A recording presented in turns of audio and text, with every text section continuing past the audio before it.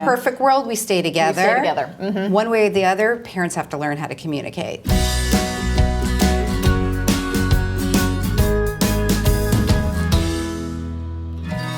So conventional wisdom says that about 50% of marriages end in divorce. So the question is, should parents stay married for the sake of their kids, or is individual happiness more important?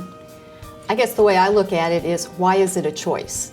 You can be married for the sake of the kids, give them that protection, and you can have personal happiness if you understand how to make it all work. It doesn't really have to be a choice. There are times when it's not working, and I think it's not about just choosing personal happiness because, oh, I'm sick of doing this and I'm out of here.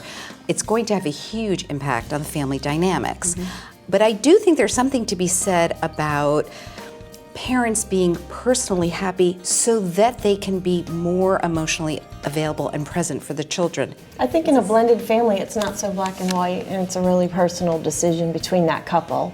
In many blended families, some of the kids may not be happy to begin with. Mm-hmm. And I think there's a lot to explore. And I think the most important takeaway is to get some professional assistance, whether it's a mediation or a counselor, right, a coach, somebody to help you through making those very important decisions. I would recommend seeking out even nonprofit groups. There's some very good groups that have online tools, like the National Family Resiliency Center. Right. I mean, they have Family Connects, which is a fantastic online tool to help you and your soon-to-be ex create a healthy co-parenting plan for your children. Children don't necessarily express or verbalize their feelings about divorce or what might be happening in their family, but they certainly do express it through their behaviors, and it comes out in the family as well as it comes out in the school. Mm-hmm. And it's very important for parents to contact the school to make sure that the kids may be expressing something in school that they're not expressing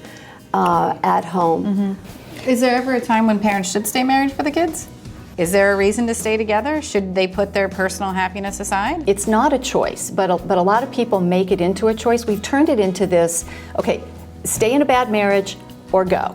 There's a third choice, which is make that relationship better, which is what several of us on the panel do with our clients, is try to teach them you can have personal satisfaction if you're willing to learn how to do it differently, but it's about choices. And once you bring children into the world, you do sort of give up some of your own personal autonomy, that it's all about me. And that is why, counseling, going for help, is so important, because you can learn the techniques you need to be happy, to stay in a good marriage for both of you, as well as if the decision is to separate. Counseling will help you uncouple, mm-hmm, so that your children can, as you said, be resilient, mm-hmm, and grow and feel safe with the divorce process. I think it's also important for everybody to go through the grieving process.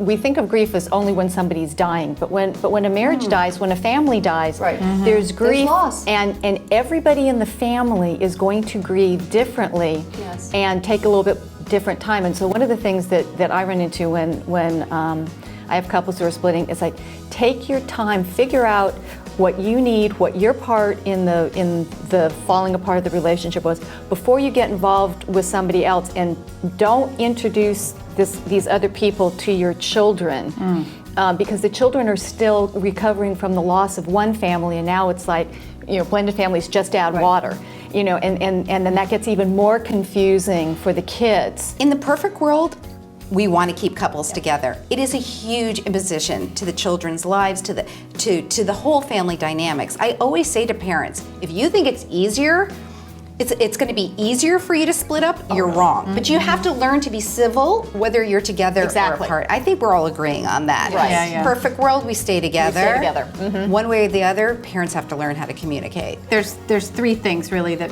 parents need to keep in mind. The first is that there's resources out there. Mm-hmm. There's support if you need it. There's places you can go, people you can talk to. Some are conventional, some are unconventional. Second thing is respect the grieving process. Every person goes through grief in a different way. Kids are not adults, and so they their brains are different. There's lots of different things going on for them. And so the third and probably the most important thing is to get into their shoes. Like recognize that kids are going through just a shifting of their world that they've never ever considered before. So it sounds like if parents take those 3 things into account, perhaps they can make better decisions and perhaps they can be more mindful about what's really going on for their children. Yeah.